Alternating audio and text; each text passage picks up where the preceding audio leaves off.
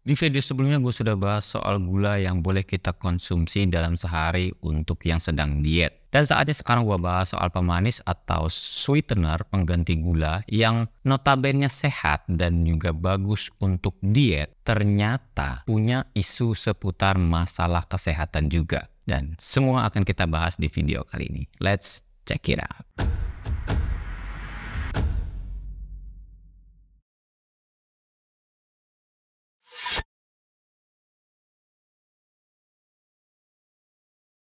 Buat kalian semua yang mantengin video ini pasti udah pada tahu apa sih itu pemanis buatan atau sweetener atau artificial sweetener. Sweetener ini tersedia dalam dua kelas, nutritif dan non-nutritif. Kalau nutritif berarti jenis pemanis yang masih mengandung kalori. Biasanya itu sumbernya dari alam, sedangkan yang non-nutritif berarti dia mengandung sedikit atau bahkan tanpa kalori atau zero kalori, dan itu dibuat secara kimiawi.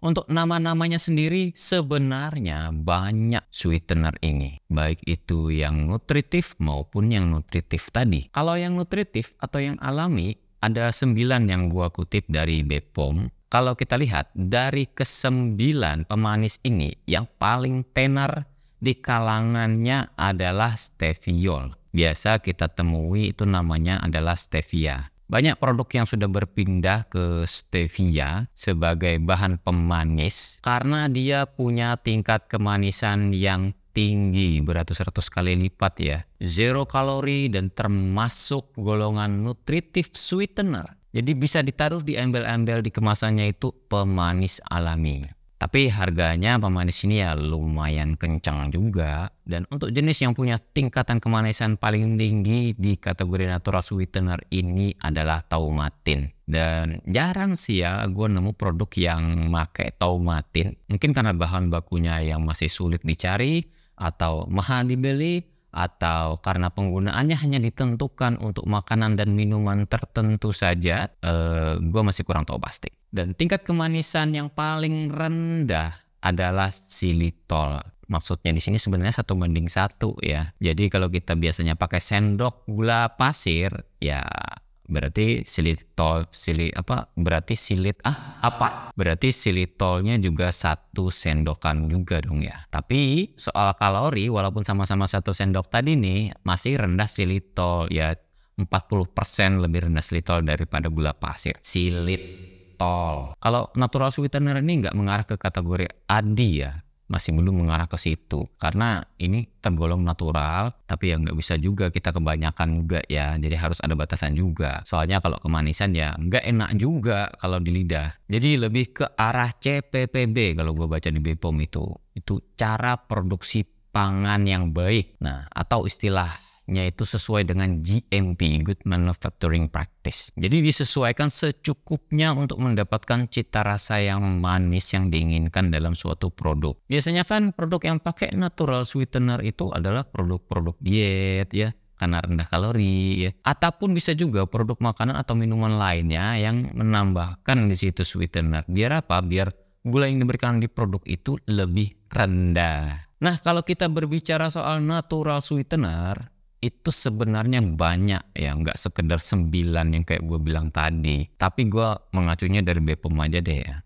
biar nggak kepanjangan durasinya di sini. Dan berikutnya baru kita bahas soal artificial sweetener, berarti pemanis buatan artifisial. Dan ini gue mengacu juga dari BPOM juga yang menyebutkan di situ ada 6 jenis. Dan sebenarnya masih banyak jenis lain yang belum disebutkan di sini soal artificial sweetener.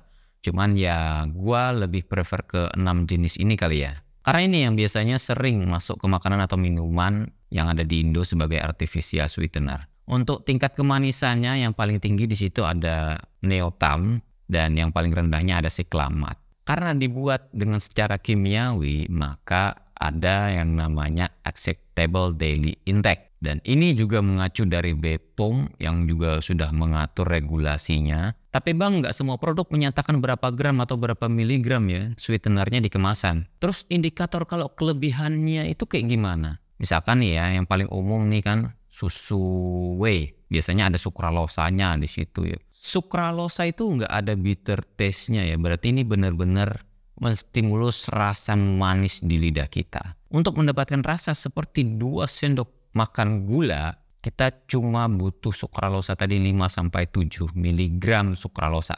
Miligram loh. Kalau lebih dari itu gimana? Ya kemanisan. Bayangin aja kalau lu minum susu plain ditambah 2 sendok sampai 3 sendok makan gula pasir, gimana rasanya? Manisnya luar biasa kan? Maka dari itu tiap produk susu whey itu nggak ada yang rasanya super manis banget tuh, nggak ada. Yang ada malahan rasanya tuh stabil. Bahkan banyak yang nggak begitu manis. Seperti di kelas isolate biasanya ya, atau kelas hydrolyze. Kalau kelebihan makan sweetener kayak sukralosa tadi gimana? Ini pertanyaannya kayak gimana ya? Kalau kita hitung kasar ya, nih penggunaan sukralosa dalam 1 serving susu tadi itu kan tadi kisaran 5-7 miligram tuh. Dan sukralosa maksimal itu sesuai Adi tadi itu 15 miligram per kilogram berat badan. Misalkan nih berat badan kalian itu 50 kilo aja ya. Berarti kalian tuh kudu minum ratusan serving susu tadi, itu baru disebut berlebihan konsumsi sweetener. Nah permasalahannya kita itu sulit mengakumulasikan total sweetener. Di makanan dan minuman kan macam-macam di situ sweetenernya. Misalkan nih kita konsumsi whey, ada sweetenernya. Pre-workout ada sweetenernya. BCAA ada sweetenernya. Belum lagi kita nambah misalkan minum kopi ditambahin lagi pemanis ya sweetener. Dan bahkan ada beberapa produk yang menambahkan lebih dari 1 sumber sweetener. Ini buat apa sih dicampur-campur? Kan pakai 1 jenis sweetener aja kan udah cukup ya. Nggak repot-repot kan nambahin banyak-banyak sweetener. Misalkan nih kita lihat ya sweetener di produk whey itu kan biasanya ada kombinasi antara sweetener, sukralosa, plus juga ada ditambahkan asesulfam potasium atau asesulfam K biasanya. Dan bahkan ada juga yang lebih dari 2 jenis sweetener, bisa 3. Dan bisa juga dikombinasikan antara natural sweetener dengan artificial sweetener. Biasanya kalau dikombin natural dengan artificial, yang paling sering adalah campuran antara stevia dan sukralosa. Buat ngejawab pertanyaan kayak gitu, gue kasih tahu basicnya dulu ya. Nggak semua sweetener itu rasanya sweet seperfect gula pasir. Ada yang punya rasa pahit pas abis kita konsumsi, atau yang biasa disebut dengan bitter aftertaste di lidah. Pas kita minum manis, tapi habis itu kok ada pahit-pahitnya. Ada yang rasa manis yang munculnya tuh lama, diminum kok nggak ada manis-manis, tiba-tiba muncul. Bahkan ada juga yang manisnya sampai ninggalin sisa di lidah dalam waktu yang lama. Kita minum manis, tapi kok di lidah ini masih manis aja ya, padahal udah habis. Jadi untuk mendapatkan rasa enak dan stabil di lidah, maka produsen biasanya harus meracik dengan pas tingkat kemanisannya biar dapat rasa yang enak. Tapi ya kadang ada juga yang kurang pas rasa manisnya. Katanya kalau kita konsumsi sweetener itu bagus ya buat diet ya. Apalagi itu katanya bisa nurunin BB juga. Wow. Walaupun beberapa penelitian menunjukkan bahwa penggunaan sweetener bisa membantu menurunkan berat badan, bukan berarti sweetener itulah penyebab turun berat badan. Mau segudang sweetener yang lo pakai buat diet, kalau ternyata tetap dalam keadaan tidak defisit kalori, ya nggak bakal juga turun berat badan, ya nggak bakal juga turun lemak ya. Lalu bagaimana persoalan dengan artificial sweetener dengan dampaknya pada kesehatan? Nah, ada yang mengaitkan pemanis buatan dengan kanker. Seberbahaya itukah? Singkatnya, belum ada penelitian yang membuktikan seberbahaya itu konsumsi sweetener, apalagi kaitannya dengan menimbulkan kanker. Jadi dapat disimpulkan bahwa pemanis buatan itu tidak mempunyai efek atau efek minimal terhadap resiko kanker. Terus ada juga hubungan antara artificial sweetener dengan kesehatan usus. Nah, ini pertanyaannya baru menantang. Karena gue dulu sampai rela makan minum yang hambar-hambar loh ya. Karena anti banget sama sweetener. Secara singkatnya gue kasih tahu dulu nih. Bakteri usus ya. Di usus kita perlu adanya bakteri baik ya. Dari beberapa penelitian menunjukkan hasil. Beberapa memang bisa mempengaruhi kesehatan usus. Dan beberapa studi ada juga yang berpendapat sebaliknya. Dan kalau kita lihat studi tadi itu kebanyakannya dari hewan pengerat ya. Komposisi dan fungsi bakteri usus tiap orang itu berbeda-beda. Dan itu dipengaruhi oleh apa yang kita makan dari pagi sampai pagi lagi. Termasuk pemanis buatan yang kita konsumsi itu sendiri. Maka dari itu sangat sulit menyimpulkan kalau sweetener bisa mempengaruhi kinerja usus. Karena kehadiran sweetener itu pun juga berbarengan dengan makanan atau minuman yang kita buat kan. Atau di kemasan itu sendiri. Ya kali kita cuma ngemil sweetener doang, dicomot sweetenernya terus makan. Buat apa?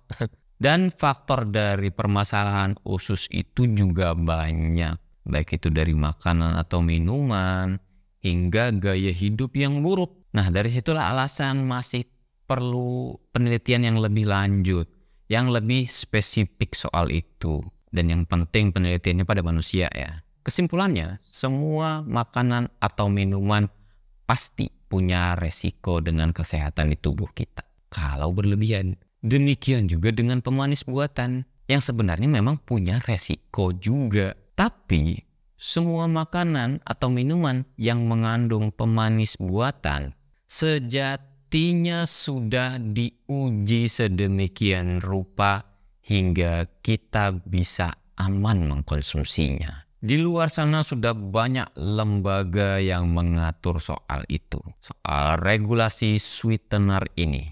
Contohnya sudah ada FDA ya di negeri kita, ada BPOM yang mengawasi makanan dan minuman sebelum diedarkan, termasuk pengaturan dari pemanis buatan yang ada di dalam kemasan itu. Kalau pemanis buatannya itu berlebihan atau masuk ke arah berbahaya nih kalau dikonsumsi, ya nggak mungkin juga kan BPOM mengizinkan itu produk. Semua sudah diawasi dan sudah ditetapkan.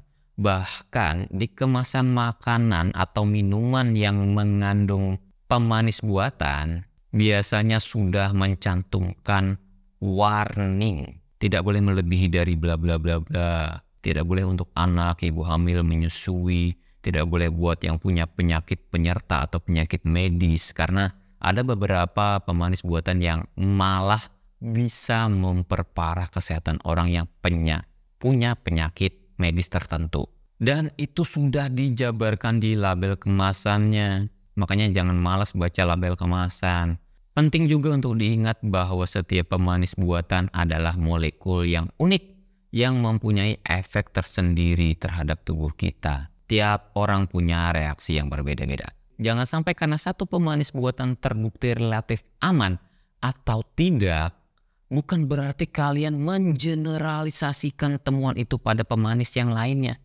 Kan banyak pemanis buatan yang lainnya tuh jenisnya. Maka dari itu saran gua, gunakanlah pemanis tersebut dengan bijak. Jangan sampai berlebihan. Semua yang berlebihan memang tidak baik. Dan terapkan gaya hidup yang sehat. Baik dari makanan yang bernutrisi tinggi, olahraga yang teratur, aktivitas yang sehat dan positif. Semoga video ini bisa menambah wawasan kalian seputar pemanis untuk diet. Biar kalian gak ketinggalan updatean video terbaru gua, ya, jangan lupa klik tombol subscribe-nya di bawah. Sampai jumpa di video berikutnya.